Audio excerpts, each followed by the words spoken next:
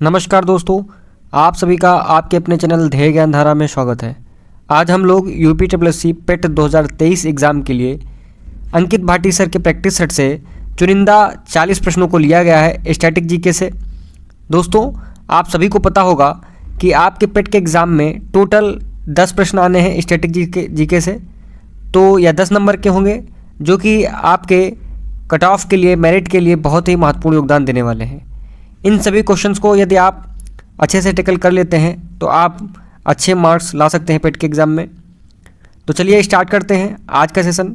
Top 40 प्रश्न static GK के। जैसा कि पहला प्रश्न आपके सामने लिखा हुआ है कि निम्नलिखित में से किस राज्य में श्री विल्लीपुथुर हाथी अभयारण्य स्थित है। तो विल्लीपुथुर हाथी अभयारण्य किस राज्य में स्थित है यह बताना है। तो इस प्रश्न का सही उत्तर हो जाएगा तमिलनाडु। ऑप्शन सी आपका करेक्ट आंसर होगा तमिलनाडु। तमिलनाडु में श्री विल्लीपुथुर हाथी अभयारण्य स्थित है। ठीक है दोस्तों, अब यहाँ से आपको 2 पॉइंट याद रखने हैं। पहला तो याद रखना है कि हाथी दिवस भारत में, या आप ऐसे बोल सकते हैं विश्व हाथी दिवस कब मनाया जाता है। तो आपको ध्यान रखना है या नोट डाउन कर लीजिए कि विश्व हाथी दिवस प्रत्येक वर्ष 12 अगस्त को मनाया जाता है। ठीक है, और यदि बात की जाए भारत के संदर्भ में कि वर्तमान समय में भारत में टोटल कितने हाथी रिजर्व हैं, तो आपको ध्यान रखना है टोटल 33 हाथी रिजर्व हैं भारत में वर्तमान समय में। ठीक है, 33 हाथी रिजर्व भारत में हैं। चलते हैं अगले प्रश्न की तरफ। प्रश्न है कि भारत में प्रतिवर्ष राष्ट्रीय बालिका दिवस कब मनाया जाता है। तो भारत में राष्ट्रीय बालिका दिवस कब मनाया जाता है, इस प्रश्न का सही उत्तर हो जाएगा ऑप्शन डी 24 जनवरी। 24 जनवरी को प्रतिवर्ष भारत में बालिका दिवस मनाया जाता है। ठीक है, अब यदि बात की जाए कि 12 मई, जैसा कि आपके सी ऑप्शन में दिया गया है, तो इस डेट को 12 मई को कौन सा दिवस मनाया जाता है। तो आपको ध्यान रखना है अंतर्राष्ट्रीय नर्स दिवस 12 मई को मनाया जाता है। ठीक है, 5 जून को आप सभी जानते होंगे विश्व पर्यावरण दिवस मनाया जाता है। ठीक है, चलते हैं अपने अगले प्रश्न की तरफ। प्रश्न है कि कजाकिस्तान की मुद्रा क्या है। तो कजाकिस्तान की मुद्रा बताना है क्या है। 4 ऑप्शन आपके सामने दिए गए हैं। तो इसका जो सही उत्तर होगा वह होगा ऑप्शन सी। कजाकिस्तान की मुद्रा है टेंगे। इसको तेंगे भी कहते हैं। ध्यान रखिएगा, इन दोनों वर्डों में, जो शब्दों में जो भी आपको मिल जाए वही सही उत्तर होगा। तेंगे इस प्रकार से भी लिखा जा सकता है, और जैसा कि ऑप्शन में दिया गया है टेंगे, आप इस प्रकार से भी इसको लिख सकते हैं। ठीक है, अब यदि बात की जाए भूटान की मुद्रा क्या होगी, तो जो आपका ऑप्शन ए में दिया गया है नुगल ट्रम, यह कहाँ की मुद्रा है, भूटान की मुद्रा है। ठीक है, और जो दिनार दिया गया है यह मेन रूप से इराक, बहरीन, जॉर्डन और कुवैत की मुद्रा है, 4 देशों की। ठीक है, और डोंग जो आपका डी ऑप्शन में दिया गया है दोस्तों, यह याद रखिएगा यह वियतनाम की मुद्रा है। ठीक है, तो आपके इस प्रकार से इस प्रश्न से संबंधित 4 पॉइंट और आपके यहाँ पर क्लियर हुए हैं। चलते हैं अगले प्रश्न की तरफ। प्रश्न है कि निम्नलिखित में से किस राज्य में कजली पेंटिंग पारंपरिक रूप से संबंधित है। तो कजली पेंटिंग बताना है कहाँ से संबंधित है, किस राज्य से। देखिए, कजली पेंटिंग में क्या होता है, ब्रश का प्रयोग नहीं किया जाता है। ठीक है, जैसा कि आपके प्रश्न में दिया गया है कजली पेंटिंग में ब्रश का प्रयोग नहीं किया जाता है। तो कजली पेंटिंग ध्यान रखिएगा मुख्य रूप से राजस्थान से संबंधित है। ऑप्शन डी आपका सही उत्तर हो जाएगा राजस्थान। ठीक है, चलते हैं अगले प्रश्न की तरफ। प्रश्न है कि ग्रैमी पुरस्कार जीतने वाली पहली भारतीय महिला का नाम बताना है कि ग्रैमी पुरस्कार जीतने वाली पहली भारतीय महिला का नाम क्या है। तो इनका नाम है तन्वी शाह। ऑप्शन डी इस प्रश्न का सही उत्तर हो जाएगा तन्वी शाह। इन्होंने ग्रैमी पुरस्कार जीता था। तो यह पहली महिला है जिन्होंने, पहली भारतीय महिला है जिन्होंने ग्रैमी पुरस्कार जीता था। ठीक है,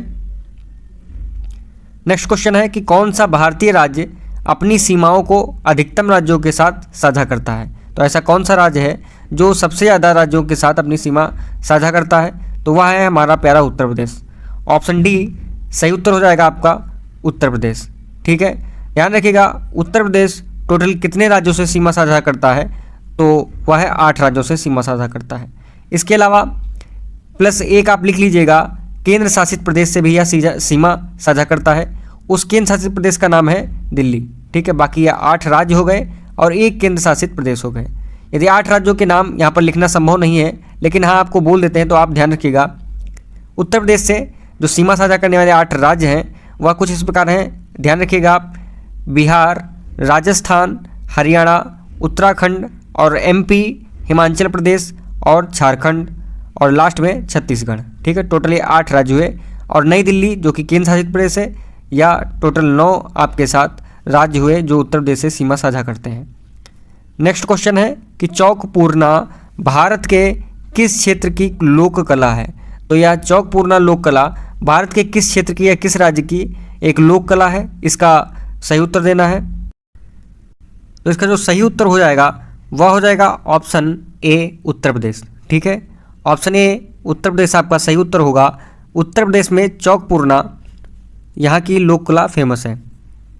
देखिए इसमें होता क्या है, जिसे आप रंगोली कहते हैं उसी को उत्तर प्रदेश में चौकपूर्णा कहा जाता है। देखिए इसमें क्या रहता है, भूमि पर, ज़मीन पर चावल व आटे का प्रयोग करके कुछ डिज़ाइन बनाई जाती हैं, इसी को चौकपूर्णा कहा जाता है। ठीक है, ध्यान रखिएगा, गुजरात में इसे रंगोली के नाम से, महाराष्ट्र में भी इसे रंगोली के नाम से जाना जाता है।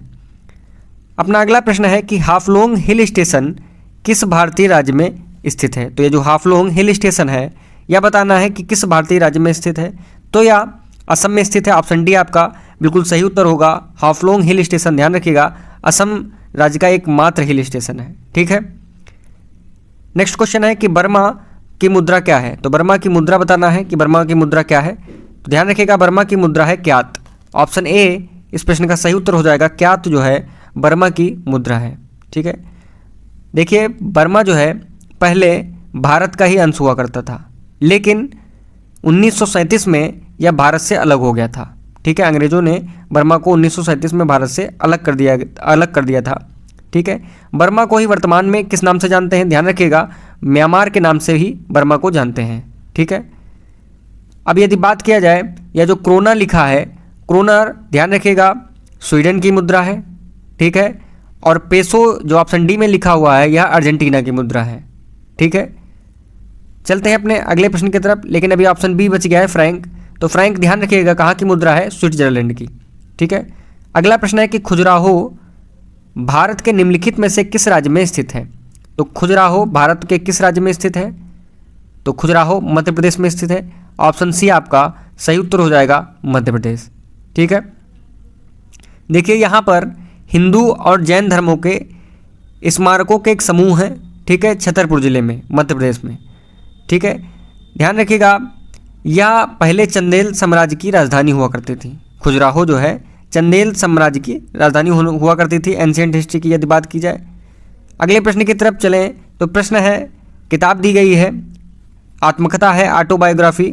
तो यह इसके राइटर कौन है बताना है। विंग्स ऑफ फायर किस भारतीय वैज्ञानिक की प्रसिद्ध आत्मकथा है? काफ़ी फेमस है, आप सभी लोग इनमें से जानते होंगे। इसका जो सही ऑप्शन होगा, सही उत्तर होगा, वह होगा ऑप्शन डी, पूर्व राष्ट्रपति, पूर्व वैज्ञानिक डॉक्टर APJ अब्दुल कलाम साहब। ठीक है, इनकी ऑटोबायोग्राफी थी विंग्स ऑफ फायर। ठीक है, इन्हें मिसाइल मैन ऑफ इंडिया के नाम से भी जाना जाता है। यदि इनकी बात की जाए, या तो इनकी एक पुस्तक हो गई विंग्स ऑफ फायर, ऑटोबायोग्राफी हो गई। यदि इनकी अन्य बुकों की बात की जाए तो ध्यान रखिएगा, उनमें से मिशन ऑफ इंडिया, ठीक है, माई जर्नी, इग्नाइटेड माइंड्स, या कुछ इनकी प्रमुख पुस्तकें हैं। अगला प्रश्न है कि राष्ट्रीय मतदाता दिवस कब मनाया जाता है या किस डेट को मनाया जाता है? तो राष्ट्रीय मतदाता दिवस की बात की गई है, तो राष्ट्रीय मतदाता दिवस 25 जनवरी को मनाया जाता है। ऑप्शन बी इस प्रश्न का सही उत्तर हो जाएगा। ठीक है, ध्यान रखिएगा, जो भारत में निर्वाचन आयोग है उसकी स्थापना 25 जनवरी 1950 को ही हुई थी। ठीक है, 25 जनवरी 50 को हुई थी। तो इसी 25 जनवरी से राष्ट्रीय मतदाता दिवस घोषित कर दिया गया था। ठीक है, और यह जो दिवस मनाया जाता है प्रत्येक वर्ष, ध्यान रखिएगा कब से मनाया जाता है? 2011 से राष्ट्रीय मतदाता दिवस मनाया जाता है प्रत्येक वर्ष। ठीक है, अब ऑप्शन ए में जो दिया गया है आपका 15 जनवरी, ध्यान रखिएगा इस डेट को सेना दिवस मनाया जाता है। फिर जो ऑप्शन सी में जो 15 फरवरी दिया गया है, या एकल जागरूकता दिवस मनाया जाता है। और 25 जनवरी जैसे कि बात हो ही गई कि राष्ट्रीय मतदाता दिवस मनाया जाता है। और चलते हैं अगले प्रश्न की तरफ। अगला प्रश्न है कि किस देश को उगते सूरज की भूमि के नाम से भी जाना जाता है? तो उगते सूरज की भूमि जापान देश को कहते हैं। ऑप्शन सी आपका सही उत्तर हो जाएगा। जापान देश को उगते सूरज की भूमि के नाम से भी जाना जाता है। ठीक है, और ख़ास बात यह भी है जापान के बारे में कि यहाँ का जो नेशनल फ्लैग है, राष्ट्रीय ध्वज है, इसी को अंग्रेजी में द राइजिंग सन फ्लैग कहा जाता है। ठीक है, इसी को क्या कहा जाता है? द राइजिंग सन फ्लैग या उगते सूरज। ठीक है, उगते सूरज का झंडा या ध्वज। अगला प्रश्न है कि निम्नलिखित में से कौन सी बेलारूस की राजधानी है? तो बेलारूस की राजधानी कौन सी है, इसमें सही उत्तर बताना है। तो ऑप्शन ए इस प्रश्न का सही उत्तर हो जाएगा मिन्स्क। मिन्स्क बेलारूस की राजधानी है। ठीक है, बेलारूस की राजधानी क्या है? मिन्स्क बेलारूस की राजधानी है। और यहाँ की राष्ट्र भाषा जो है वह है बेलारूसी। और बेलारूस की मुद्रा की बात की जाए तो ध्यान रखिएगा बेलारूसी रूबल यहाँ की मुद्रा है। ठीक है, नेक्स्ट क्वेश्चन है कि निम्नलिखित में से कौन सा दिन कंप्यूटर साक्षरता दिवस के रूप में मनाया जाता है?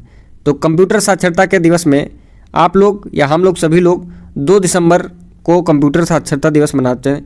ऑप्शन बी इस प्रश्न का बिल्कुल सही उत्तर हो जाएगा।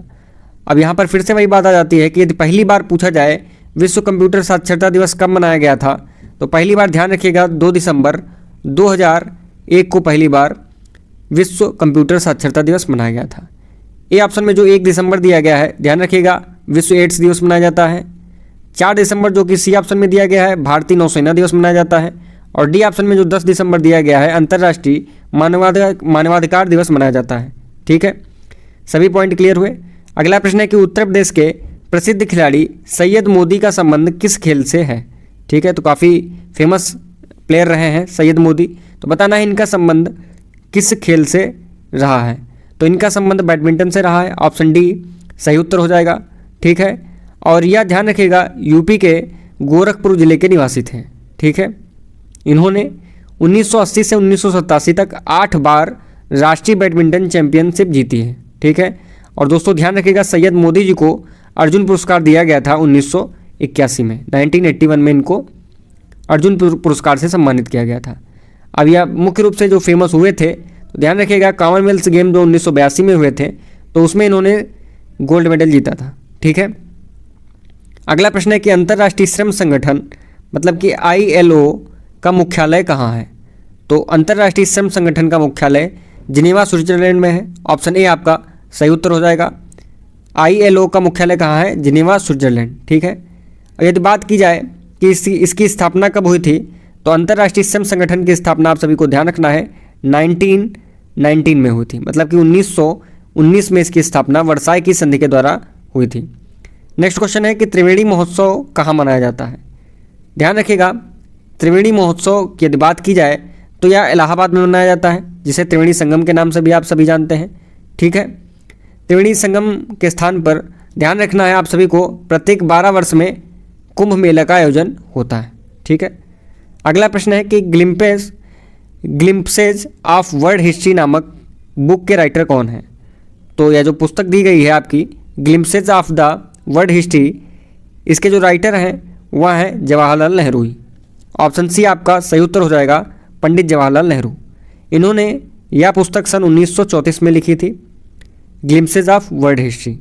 ठीक है, इनकी एक ऑटोबायोग्राफी है, ध्यान रखिएगा उसका नाम है टूवर्ड्स फ्रीडम। ठीक है, और ध्यान रखिएगा डिस्कवरी ऑफ इंडिया, आप सभी जानते होंगे काफ़ी फेमस बुक है इनकी, डिस्कवरी ऑफ इंडिया, वह भी पंडित जवाहरलाल नेहरू की पुस्तक है। अगला प्रश्न है कि इरविकुलम राष्ट्रीय उद्यान कहाँ स्थित है? तो बताना है कि इरविकुलम राष्ट्रीय उद्यान जो है यह भारत में किस राज्य में स्थित है? तो ध्यान रखिएगा यह केरल राज्य में स्थित है। ऑप्शन सी आपका सही उत्तर हो जाएगा। इरविकुलम राष्ट्रीय उद्यान केरल में स्थित है। ठीक है, अगला प्रश्न है कि मलेशिया का राष्ट्रीय खेल कौन सा है? तो बताना है कि मलेशिया का राष्ट्रीय खेल कौन सा है? तो मलेशिया का जो राष्ट्रीय खेल है वह है सेपक टकराव। ऑप्शन ए आपका सही उत्तर हो जाएगा। सेपक टकराव इस देश का राष्ट्रीय खेल है। ठीक है, ध्यान रखिएगा जो सेपक टकराव है आप पहली बार नाम सुन रहे होंगे, तो इस खेल की खासियत यह है कि यह फुटबॉल, जिम्नास्टिक और वॉलीबॉल का एक मिक्सचर रूप है, मतलब मिश्रित रूप है। ठीक है, इसमें टोटल जो प्लेयर होते हैं 2 से 4 खिलाड़ी इस गेम में खेलते हैं, और इसका जो मैदान होता है उसे कोर्ट कहा जाता है, ध्यान रखिएगा। अगला प्रश्न है कि निम्नलिखित में से हंगरी की राष्ट्रीय मुद्रा क्या है। तो हंगरी की जो राष्ट्रीय मुद्रा है उसका नाम है हंगेरियन फोरिंट। ऑप्शन ए आपका बिल्कुल सही उत्तर होगा, हंगेरियन फोरिंट हंगरी की राष्ट्रीय मुद्रा है। ठीक है, यदि बात की जाए हंगरी की, तो हंगरी की कैपिटल या राजधानी क्या है, आप सभी को पता होगा, बुडापेस्ट इसकी राजधानी है। ठीक है, और हंगरी की आधिकारिक भाषा यदि बात की जाए तो वह हंगेरियन है। ठीक है, नेक्स्ट क्वेश्चन है कि संगाई महोत्सव निम्नलिखित में से किस राज्य में आयोजित किया जाता है। तो यह संगाई महोत्सव जो है वह भारत के किस राज्य में आयोजित किया जाता है, मणिपुर में। ऑप्शन ए इस प्रश्न का सही उत्तर होगा, मणिपुर। ठीक है, यह एक ईयरली महोत्सव है या वार्षिक महोत्सव है, सांस्कृतिक महोत्सव है, जो ध्यान रखिएगा 21 नवंबर से 30 नवंबर को मनाया जाता है। ठीक है, नेक्स्ट क्वेश्चन है कि भारत में अंतर्राष्ट्रीय श्रमिक दिवस किस दिन मनाया जाता है। देखिए, आप सभी को बता दें कि यह जो वीडियो बनाए जाते हैं आप लोगों के लिए काफ़ी मेहनत करके बनाए जाते हैं। भले ही यह अंकित सर की बुक से यह सभी महत्वपूर्ण प्रश्न लिए गए हैं, ठीक है, उनका तो सारा योगदान है उनके पब्लिकेशन का, लेकिन यदि आपके सामने यह वीडियो लाया जा रहा है तो आपकी भी जिम्मेदारी यह बनती है कि इस वीडियो को लाइक कीजिए और ज़्यादा से ज़्यादा अपने दोस्तों के साथ शेयर कीजिए। ठीक है, तो चलिए स्टार्ट करते हैं। अंतर्राष्ट्रीय श्रमिक दिवस की यदि बात की जाए तो किस दिन मनाया जाता है, यह मनाया जाता है 1 मई को। ठीक है, जिसे हम लोग इंटरनेशनल लेबर डे के रूप में भी मनाते हैं। तो इसका जो सही उत्तर होगा वह होगा ऑप्शन सी, 1 मई। 1 मई को अंतर्राष्ट्रीय श्रमिक दिवस मनाया जाता है। ठीक है, ऑप्शन ए में जो दिया गया है 15 अप्रैल, तो 15 अप्रैल को ध्यान रखिएगा वर्ल्ड आर्ट डे के रूप में भी मनाया जाता है। 1 अगस्त में राष्ट्रीय पर्वतीय पर्वतारोहण दिवस मनाया जाता है और 12 दिसंबर को अंतर्राष्ट्रीय तटस्थता दिवस के रूप में भी मनाते हैं। अगला प्रश्न है कि विश्व बैंक का मुख्यालय, फिर खाली जगह दी गई है, कहाँ स्थित है यह बताना है। तो काफ़ी आसान प्रश्न है, आप लोगों ने इस प्रश्न को या इस मुख्यालय को कई बार पढ़ा होगा। तो इसका सही उत्तर जो होगा वह होगा वाशिंगटन डीसी। ऑप्शन सी आपका सही उत्तर, बी आपका सही उत्तर हो जाएगा, वाशिंगटन डीसी, जो कि यूएसए में है। ठीक है, अगला प्रश्न है कि 13 ताली जो नाम का एक लोक नृत्य है, तो बताना है कि यह निम्नलिखित में से किस राज्य के साथ पारंपरिक रूप से संबंधित है। तो 13 ताली नृत्य यह राजस्थान से संबंधित है। ऑप्शन बी आपको ध्यान रखना है, राजस्थान। ठीक है, अगला प्रश्न है कि इंडिया डिवाइडेड पुस्तक के लेखक कौन है। तो इंडिया डिवाइडेड पुस्तक के लेखक का नाम बताना है। इनका नाम है डॉक्टर राजेंद्र प्रसाद। डॉक्टर राजेंद्र प्रसाद की यह पुस्तक है इंडिया डिवाइडेड। ठीक है, इनकी एक और बुक जो है काफ़ी फेमस बुक है, वह है बापू के कदमों में। ठीक है, बापू के कदमों में यह एक पुस्तक का नाम है जो कि डॉक्टर राजेंद्र प्रसाद जी के द्वारा लिखी गई है। ठीक है, अगला प्रश्न है कि अष्टमुड़ी की आर्द्रभूमि, फिर खाली जगह दी गई है, स्थित है। तो अष्टमुड़ी आर्द्रभूमि जो है बताना है कहाँ है। तो यह आप सभी जानते होंगे, अष्टमुड़ी आर्द्रभूमि केरल में स्थित है। ठीक है, ऑप्शन सी इस प्रश्न का सही उत्तर हो जाएगा। केरल की कुछ अन्य आर्द्रभूमियाँ वेटलैंड हैं, ध्यान रखिएगा। एक तो जैसा कि प्रश्न में दिया गया है अष्टमुड़ी, एक कोटली नाम से, और दूसरी जो फेमस आर्द्रभूमि है वह है वेम्बनाड झील। ठीक है, अगला प्रश्न है कि कंबोडिया की राजधानी कहाँ है। तो कंबोडिया की राजधानी नाम पेन है। ऑप्शन सी इस प्रश्न का सही उत्तर हो जाएगा, नाम पेन। ठीक है, ध्यान रखिएगा विक्रम साराभाई अंतरिक्ष केंद्र स्थित है। तो विक्रम साराभाई अंतरिक्ष केंद्र त्रिवेंद्रम में स्थित है। ऑप्शन बी इस प्रश्न का सही उत्तर हो जाएगा, त्रिवेंद्रम, जो कि केरल में है। ठीक है, कहाँ है, केरल में। अब विक्रम साराभाई अंतरिक्ष केंद्र के बारे में 1-2 पॉइंट आपको याद रखना है। सबसे पहला पॉइंट कि इसकी स्थापना कब हुई थी, 1963 में, 1963 में इसकी स्थापना हुई थी।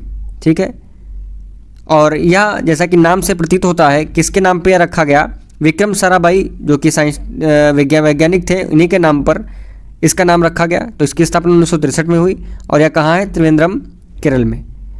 नेक्स्ट क्वेश्चन है कि बांग्लादेश का राष्ट्रगान आमार सोनार बांग्ला की रचना किसने की थी।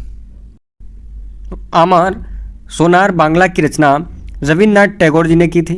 ठीक है, या बांग्लादेश का राष्ट्रगान है। ठीक है, रविन्द्रनाथ टैगोर इस प्रश्न का सही उत्तर हो जाएगा। आमार सोनार बांग्ला की रचना रविन्द्रनाथ टैगोर जी ने की थी। आप सभी जानते होंगे कि बंगाल का विभाजन कब हुआ था, आपको ध्यान रखना है 1905 में जब बंगाल का विभाजन हुआ था, इसी के दौरान रविन्द्रनाथ टैगोर जी ने आमार सोनार बांग्ला गीत की रचना की थी इसी दौरान। बाद में इसे बांग्लादेश का राष्ट्रगान बनाया गया। नेक्स्ट क्वेश्चन है, फ्लोट फेस्टिवल निम्नलिखित में से किस राज्य में मनाया जाता है? इसे फ्लोट फेस्टिवल या फ्लोटिंग फेस्टिवल के नाम से भी जानते हैं। यह जो है प्रत्येक वर्ष तमिलनाडु में मनाया जाता है। ऑप्शन बी आपका सही उत्तर हो जाएगा। ठीक है, इसका जो दूसरा नाम है वह है थेपोत्सव। ठीक है, थेपोत्सव फ्लोट फेस्टिवल का ही दूसरा नाम है। ठीक है, तमिलनाडु में मनाए जाने वाले कुछ अन्य फेस्टिवल भी हैं, त्यौहार हैं, जिनमें से आपको जल्लीकट्टू का नाम और पोंगल त्यौहार का नाम विशेष रूप से ध्यान रखना है। अगला प्रश्न है कि निम्नलिखित में से कौन पश्चिम बंगाल का पारंपरिक नकाबपोश नृत्य है? मतलब कि कौन सा मास्क्ड डांस है पश्चिम बंगाल का?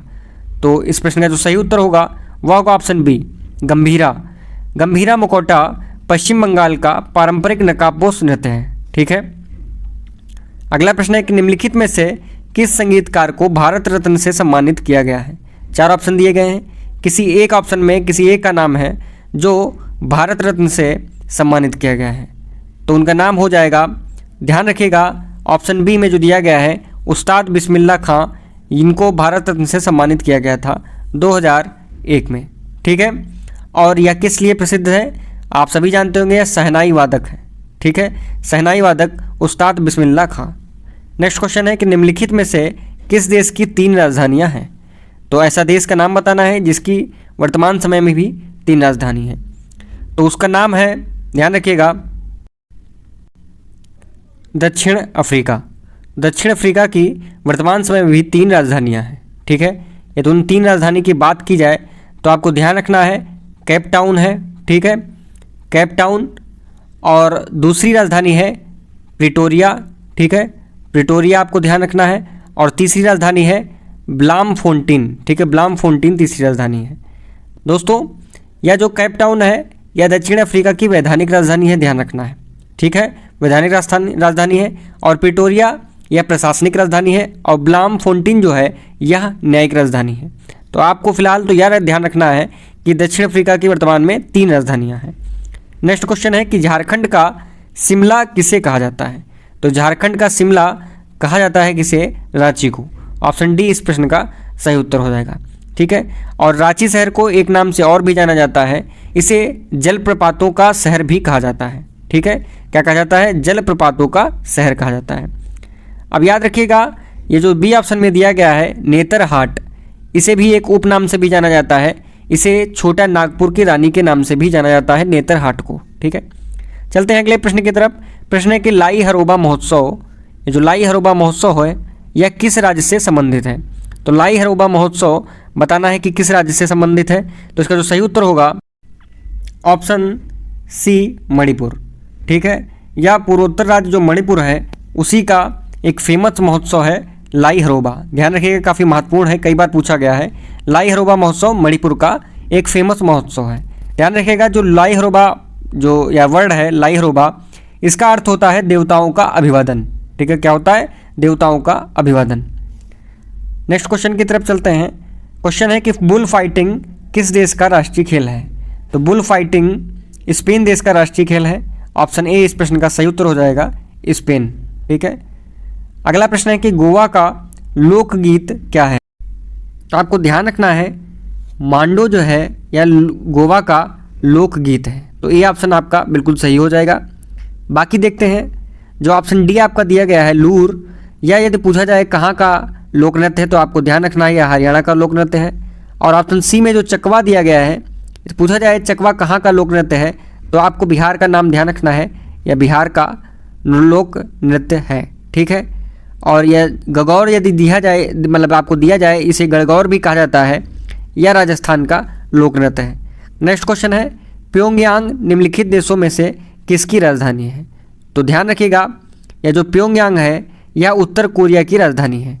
ठीक है, उत्तर कोरिया की राजधानी का नाम प्योंगयांग है। ठीक है, और इसकी मुद्रा की यदि बात की जाए तो कोरियाई वान इसकी मुद्रा है, आपको ध्यान रखना है।